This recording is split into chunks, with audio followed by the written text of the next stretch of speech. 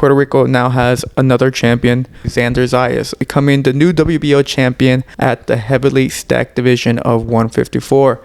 If he steps up against a towering Inferno and Sebastian Fundora, it's not going to end well for him, man. Seeing unification fights and stuff like that, I think is very unrealistic. You know, given the age, he's only 22. He's not. I want to see Zayas really taken to the test, you know. Yeah. I just don't think he has gone there yet. And we had the return of Bruce Carrington as he became the official WBC interim champion. Bruce Carrington then called out El Divino Espinoza. If he were to fight Espinoza, he's going to lose. Carrington has never faced anyone like that. He can definitely beat Fulton.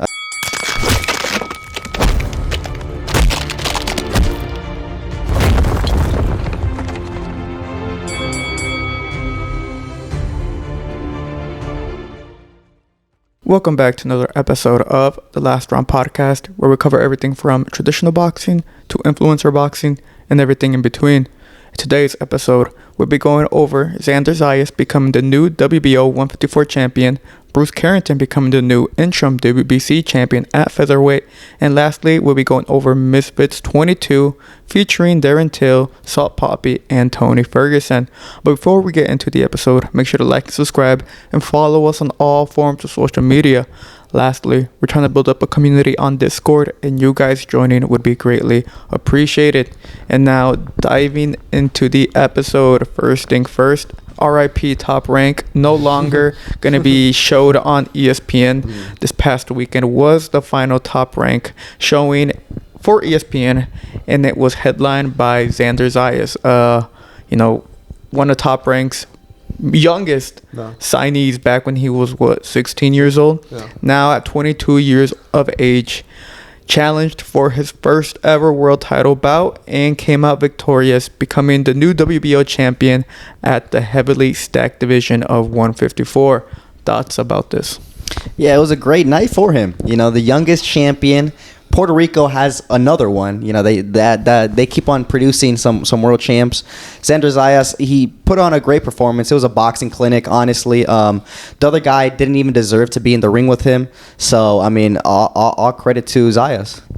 Yeah, I think it was a pretty relatively easy fight for him. I think, Jorge Perez is a tough Mexican dude, right? But I just feel like Zayas just used a little bit of that foot speed, a little bit of that ring IQ, and he actually kept the distance. And then once he did that, I think that was like the key moment where the fight shifted and it was more towards him. I think he had the better control at distance. He was dictating the pace, and he was letting his shots go. I mean, Jorge Perez couldn't really find him, and you can see moments of, Xander Zayas showing really good defense, and, it led him towards the victory. Yeah, I think the footwork was the biggest thing. I mean, Garcia, his name is Garcia, right?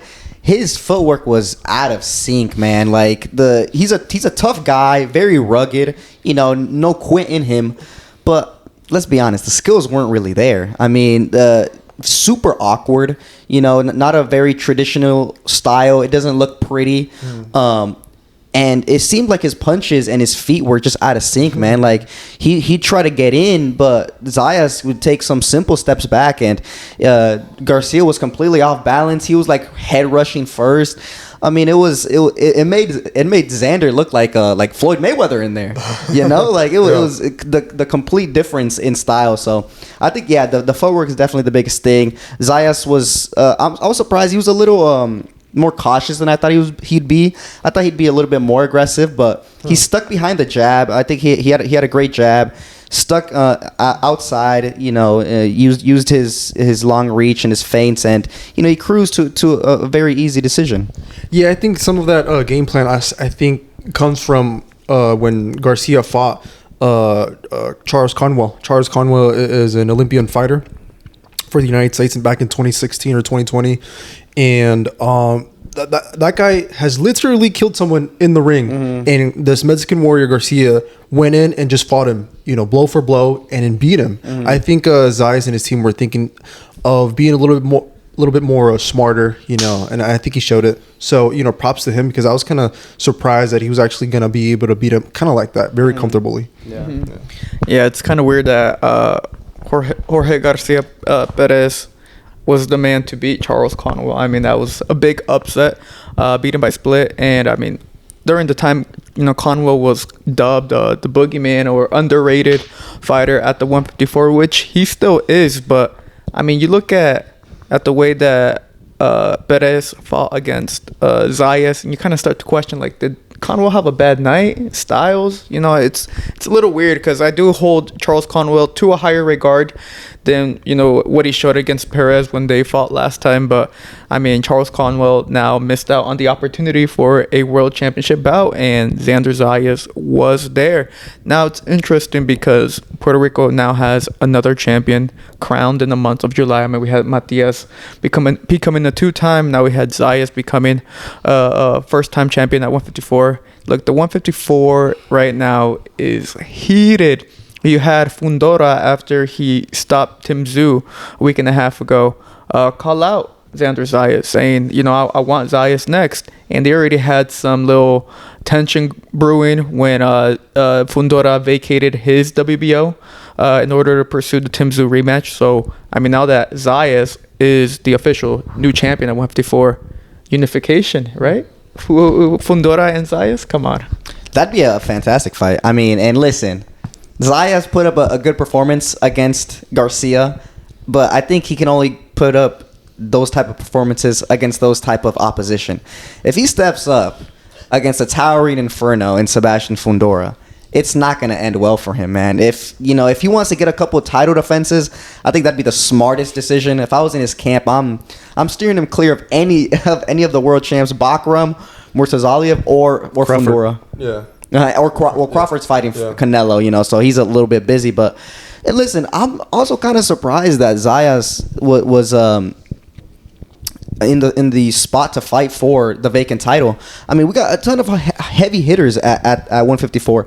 Listen, even El Mono Ramos, I feel, is very, very tough fight for Zayas. So listen, there's a lot of competition there. If Zayas, the thing that he has is the youth. He's still 22 years old, man. Like, he has so much room to grow. I don't think we've seen the best Xander Zayas yet. So hopefully he goes takes this fight, keeps on gaining experience, and if he really wants to step up to the big boys and fight Sebastian Fundora, listen, I'm putting the house on Fundora, man.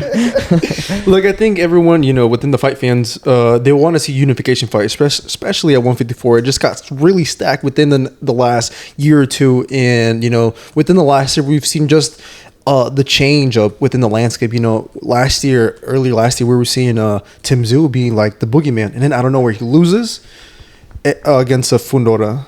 And then he gets knocked out against Murtazaliev, which was crazy. And now, look where his belt has ended up, in the hands of Xander Zayas. In regards to Xander Zayas, I'm kind of surprised that he was actually like what you said, he was actually able to fight for the opportunity to go for one of the belts. Really easy road for him, I want to say. But in regards to like seeing unification fights and stuff like that, I think it's very unrealistic. Given the age, he's only 22. He's not saying that he's not championship worthy or he doesn't have that specialty or whatever. But I just think he needs a little bit more or a lot more work before he's actually able to unify. Yeah, I think he has to prove himself, because there's so much fighters at 154, man. Virgil Ortiz is like there, man. I don't know how he has not gotten a title fight yet. And that guy's dangerous, right? So you want to steer clear of him. He's not even a world champion. He's never been a world champion. So it's kind of crazy to think, like, I don't know, like, the competition. The thing is, though, Virgil's resume is a lot better than Xander Zayas' resume. He's been stepped up harder than Xander Zayas. Yet Zayas is the one that has the belt.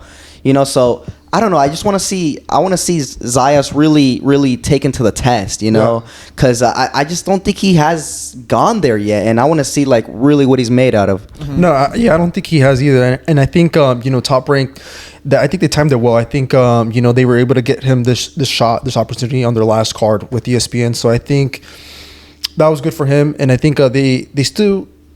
I think they like Zayas, and I think they have other plans for him. I saw a little clip of Zayas and Bob Arum talking right after Zayas fought. Bob was telling him that later this year or next year, his first title defense is going to be in Puerto Rico, so that's really good for him. But yeah, like we said, I'm very surprised. Like, there's other guys, that have been there at the landscape at 154 for a very long time. You got Erickson Lubin. That'd be a very good test to put up against Zayas. Former title challenger, a guy who has fought some of these other big champions at that weight class, and I think that'd be a great test to show if Zayas actually has it. Yeah, well, I'm looking right now at the WBO ranking, their top 10, now that Zayas is officially the champion. Number 1 contender is vacant for them. They still have Jorge Garcia Perez as number 2. They have Josh Kelly, number 3, UK fighter. They have Boots, number 4. Hammer Time Lubin, 5. Bohachuk, 6. El Mono Ramos, 7. One Time Thurman, 8.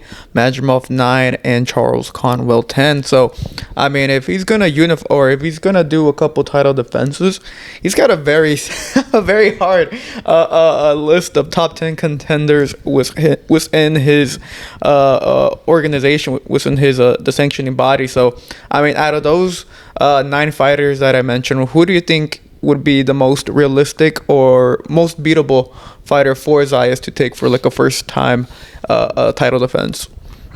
Well, Garcia beat Conwell. So maybe bring Conwell in there. Hey, listen, I think it looks good on the resume, honestly, and he looks nice. He looks more appealing, let's say, to the casuals, his style than like a Garcia. Maybe that could be, but I don't think that's very likely. I like what you said. I like Erickson Lubin. I think that's actually a great test because Lubin is a dog, man. He went to war with Fundora. Like, that was back and forth. They both dropped each other. He broke his face. Like, it was crazy. So I think that'd be a very good showing. But Hammer Time right now, there's a lot of rumors he's gonna take on Bakram Murtazaliev, and he's also the number 1 contender for the IBF. Hence why there's supposed talks about that. So I mean, it'd be a great matchup. But I think if I was Lubin, I'd go aim for. Actually, I don't even know. I feel like Zayas would be the weaker champ. I think. I don't know. Point is, Lubin right now is supposedly in talks for the IBF championship. But how about you, Rudo?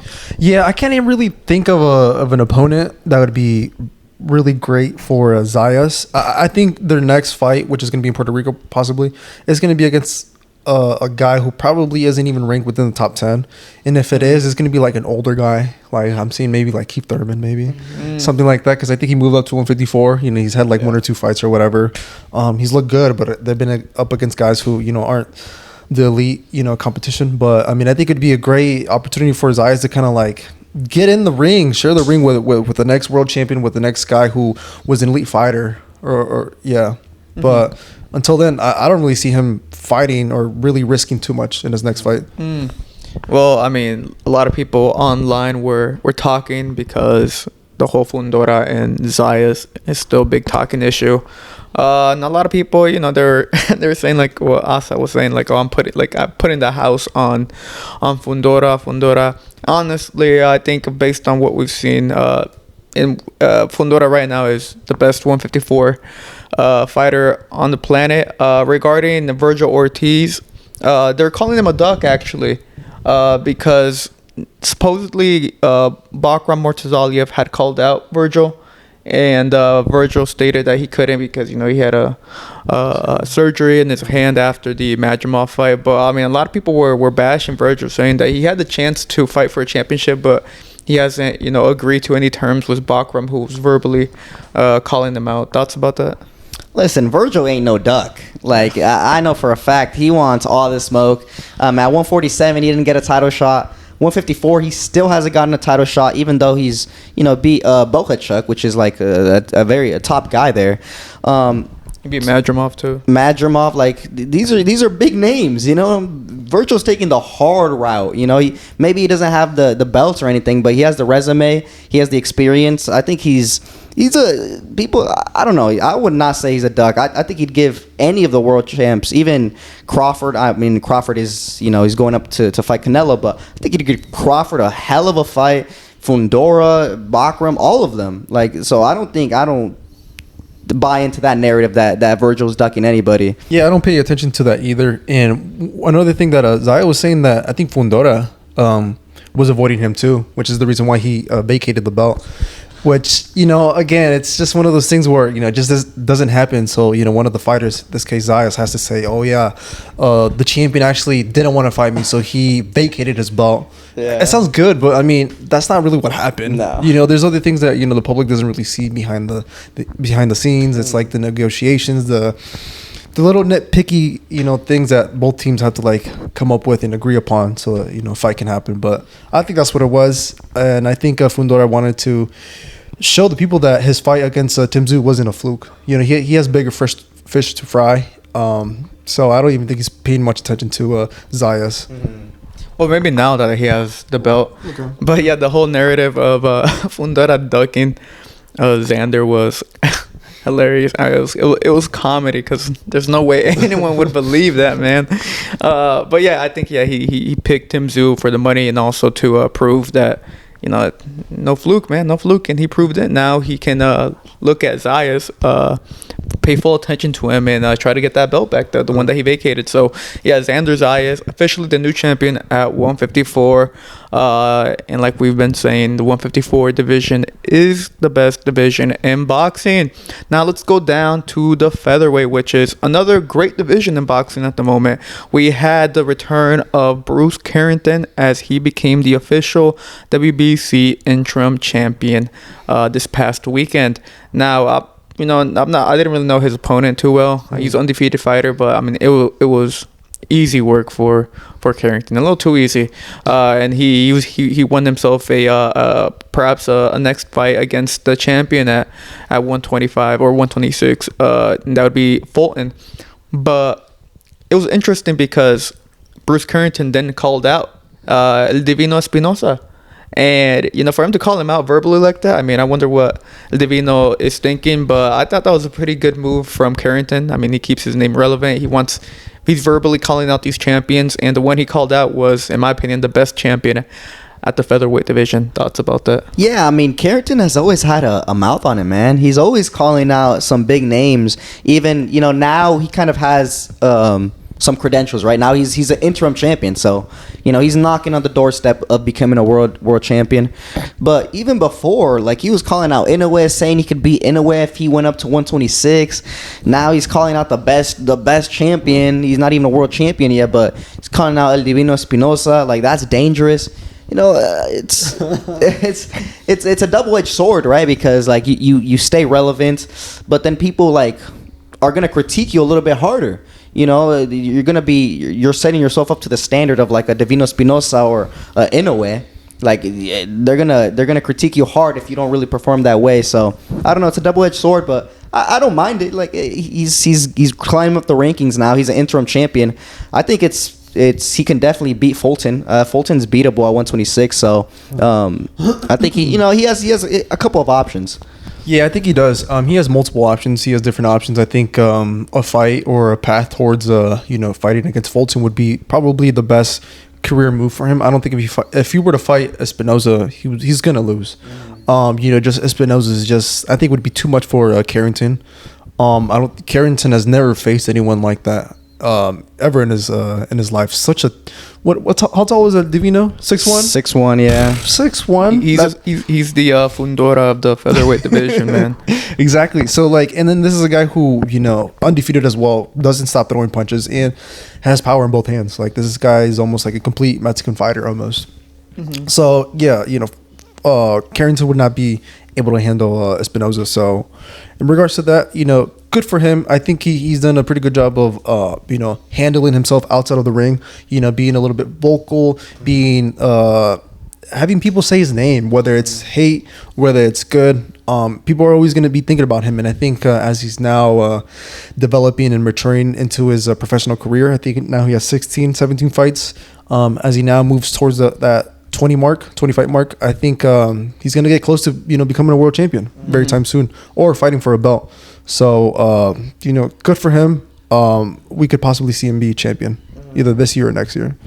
Yeah, it's possible. I mean, if I'm looking at the champions, Angelo Leo, Nick Ball, Divino Espinoza, Fulton. I mean, him going the Espinoza route is crazy. I mean, he could go for Angelo Leo. They're both under top rank. It's unmakeable. The fight can be made there. Also with Espinoza, I guess too. But I mean, Angelo Leo is the easier route. I mean, he's coming off from fighting over in Japan in a very tough fight. So a lot of people are still kind of more critiquing Angelo Leo as a champion than Rafael Espinoza. But I mean, Bruce Carrington has definitely developed well, and he's eyeing an opportunity at one of the champions. So it's gonna be very interesting to see the path that he takes.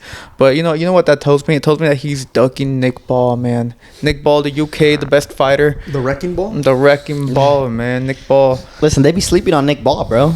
Hey, he beat Raymond Ford. Like, he took the fight to him. Hey, he brings the fight. You know what I'm saying? He brings the fire.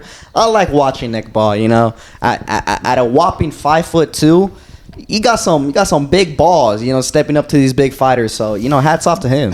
If I could make any fight at featherweight, would be Nick Ball and Divino Espinoza. We have to see that. No. Like, that'd be amazing. Turkey. You heard it here first.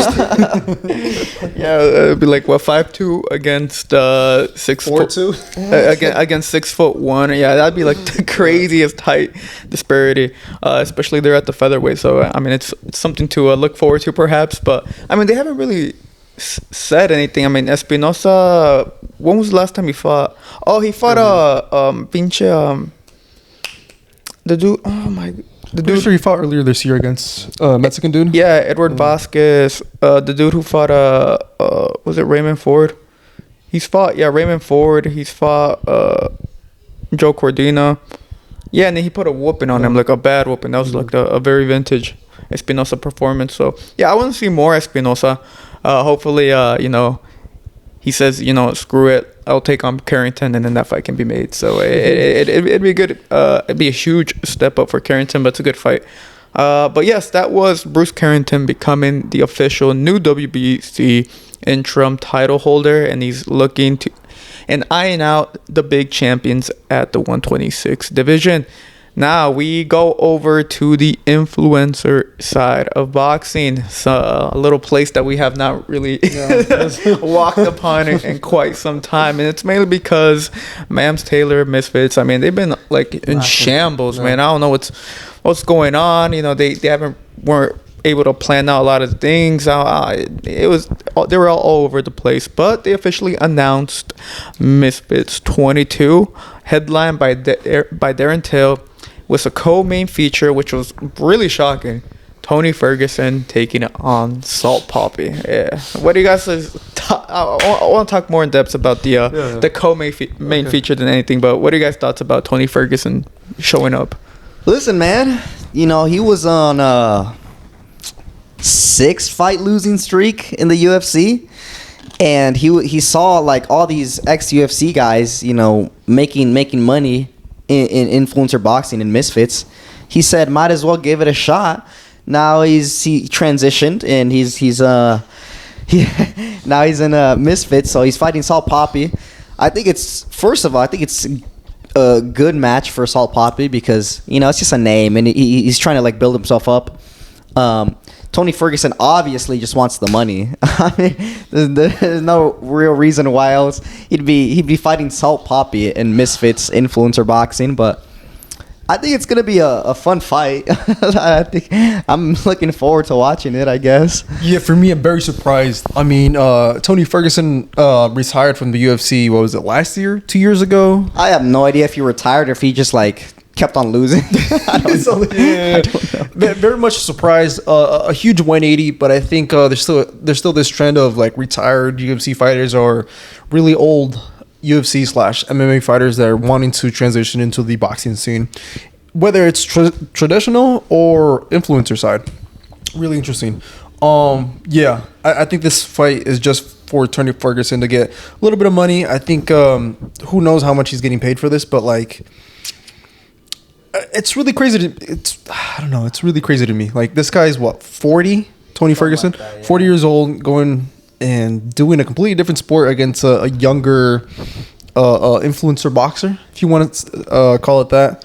So yeah, I don't know what Mams Taylor told Tony Ferguson in order to like switch over to to come fight in the squared ring.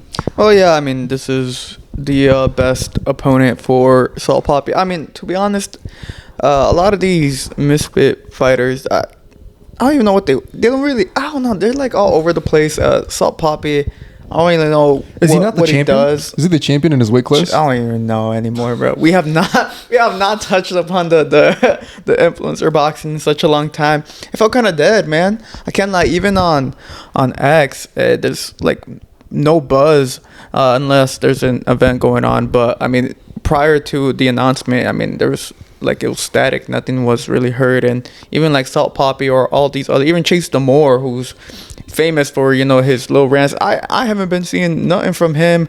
Anthony Taylor, nothing. So it's been a little vacant, but now that they're back, I guess they're buzzing. But yeah, no, Salt Papi, I don't really know what he plans on doing after the fight, but I mean, if he wants to continue fighting, I mean, this is the perfect guy. And you know, a lot of people were saying, yo, man, we might see Tony Ferguson get knocked out by Salt Papi. It might happen. And, you know, Tony Ferguson talked about it, saying, like, oh, I see, like, 80% of y'all, you know, calling me washed up, stuff like that, blah, blah. But, I don't know. I think it's a good matchup for Salt Papi. I think it's a good name in Tony Ferguson for Misfits. It gives them relevancy. Again, a lot of people were talking about it. And it's, you know, a lot of people are going to be watching it now because they're going to be saying, oh, shit, like Tony Ferguson, if he gets knocked out by Salt Papi, that's going to be crazy. So I think it's a good opponent selection. Listen, it's possible, man. Like Tony Ferguson, you just look at his boxing. He's not a boxer, right? He's a MMA fighter. They're completely different. The way he moves, the way he throws his punches, like, it's just completely different. And the thing he was known for in the UFC was he had great cardio. Like, he was like a cardio machine. I believe he won the interim title. I don't think he ever became like a full champion. He was actually scheduled to fight Khabib, but then the fight fell through. I don't remember exactly for what, but you know, that would have ended him, obviously. But listen, like, the thing is, though, Salt Papi, the last time he got stepped up was against Anthony Taylor, and he performed bad. Like, it was not good. Like, I was very disappointed in his performance. So now he's going up against Tony Ferguson, who I think is actually a lot more beatable, because he was saying, you know, people are calling him washed up. Well, it's because he's like on a 6-fight losing streak. What else do you call that? You know, you're 4 years old and you're losing 6 fights in a row. Like, it's probably time to hang up the gloves or something. So he's switching over. I mean, I don't think his boxing is gonna look that good, honestly. He's there to be hit. I mean, his chin is like always exposed. He's wide open. Salt Papi, if Salt Papi doesn't get nervous and he fights like, you know, how he should fight, I think he can knock out Tony Ferguson. Yeah, I think so too. Look, I think Salt Papi is in a very good position. I think you know, Salt Papi had a very big wave of supporters, you know, behind him before he lost to Anthony Taylor. And then after that, I think the hype died down a little bit, and then he's kind of like made his way back. And I think he needs to win this fight against Tony Ferguson. But he has to look good. That way, this whole idea, all the memories that we have of him losing against Anthony Taylor, and then just fighting like on weird cards that are not on Misfits, I think that's all going to be forgotten. And I think people are going to start looking at, you know, a new version of Salt Papi. Well, that's how you get respect for the influencers. You fight ex UFC fighters. And here's the thing. So if he wins and it looks good, that's going to be very good for him. But if he loses, people are still going to say, hey man, at least you lost against a UFC legend. At least you lost against a UFC warrior, a guy who has years and years of combat experience. Well, that's what they were saying about Anthony Taylor when he stepped in to fight Darren Till. I mean, Anthony Taylor got blown out the water, man. It was a mismatch. But people, the fans were very supportive. They're like, you know, respect, man. I mean, you didn't belong in the ring with him, but you had the balls to go in and still try to put up a fight. So yeah, I mean, influencer is, you know, they're a lot more supportive when it comes to their fighters fighting against former MMA UFC fighters. And you know, because I feel like I think it's like been 100% of the time or 90% of the time that a UFC fighter who fights against one of the influencers just beats them. I think the only one would be. I mean, would you consider Dillon Danis like a? Dillon Danis was he's a jiu-jitsu guy. Yeah. But MMA he was never signed to the UFC. But MMA just like MMA guy. Right? He's an MMA guy, you know. He's probably the only one I can think of that's lost. I mean, he lost to Logan. Well, the thing is, I mean, he doesn't even fight. Yeah, like, I don't know what the hell Dillon Danis is doing, because didn't he start calling out? Who did he call? I think he called somebody out like on a show recently. I don't even know. He's always talking shit, but he like never fights anybody. So I don't know how he's considered a fighter still. I mean, he's fighting on this card. They're implementing the influencer MMA, and that he's going to be headlining, or not headlining. He's going to be taking part of the first ever one on Misfits. So it appears, he was a black belt in jiu-jitsu, right? And he was actually he was a good brown belt. I think the story goes he was a good brown belt. He stepped up to black belt, and he did all right. He was like kind of mediocre. He went into MMA. I think he had like, I don't know, 3 fights or something like that. He was pushing Dana White, get me into the UFC, and he was using his name and using the whole Logan Paul situation, trying to become as relevant as possible to get into the UFC. He doesn't get in. So I guess now he's going to be an influencer MMA guy. Yeah. So how he's fallen. Yes, it's really crazy. I mean, you were saying it before, Pablo, that Misfits. We haven't heard much of them from this year, but boy, when they make sound, when they make noise, they make a lot of noise. What is this like? You see the return of Dillon Danis. You see Tony Ferguson in there. Such a crazy thing. And then you have the main event, which is I think Darren Till, and I think they have really good plans for him. Isn't it Luke Rockhold who he's fighting? Yeah. Luke Rockhold. He's another MMA guy. UFC legend. That should be a good fight, actually. I'm surprised to see that fight. that should be actually. I think that fight would probably be better than Salt Papi and Tony Ferguson. What do you know about Darren's opponent? Luke Rockhold. I don't know much about him, but I know he throws a lot of kicks. I know he throws a lot of kicks, No, he was a good guy. I don't know if he ever became a world champion in the UFC, but I know he's like a real big name, real respected. He's on the older side now. It's kind of surprising how much UFC fighters are actually going to the influencer route. Like that's actually, they might be like a trend, honestly. Like as more UFC guys, the Misfits might turn into like a UFC league instead of like influencers. Like I swear they just keep on coming. Darren Till, Luke Rockhold, Tony Ferguson, like Nate Diaz has fought on, or I guess maybe his MVP, but like still, like a lot of these guys are going to the influencer spot. So, but they're surprised, honestly, how different it is MMA boxing than pure traditional boxing. It's a night and day difference. Mm-hmm. Yeah, I mean Darren Till. I mean he's already fought multiple times this year. I think like 3 times. This is gonna be the 3rd time. I mean they have big plans for Darren Till, and they're cooking with him. So if he continues winning, they're gonna keep on making him headline, because not only that, he fills out the arena there in Liverpool. I mean they love. I mean when he fights in his home place, I mean they come out and they rock with him. So and Darren Till, he's also very entertaining to watch as well. So it's a win situation for Mams Taylor and Misfits. But yeah, Tony Ferguson, Darren Till, Salt Papi, I guess Dillon Danis too, all featuring in this Misfits 22 card. I believe it's gonna be next month, the 30th, I believe. I don't remember when, but it should be a big one. Misfits is back. KSI still nowhere yet to be seen. Honestly, I think KSI is retired.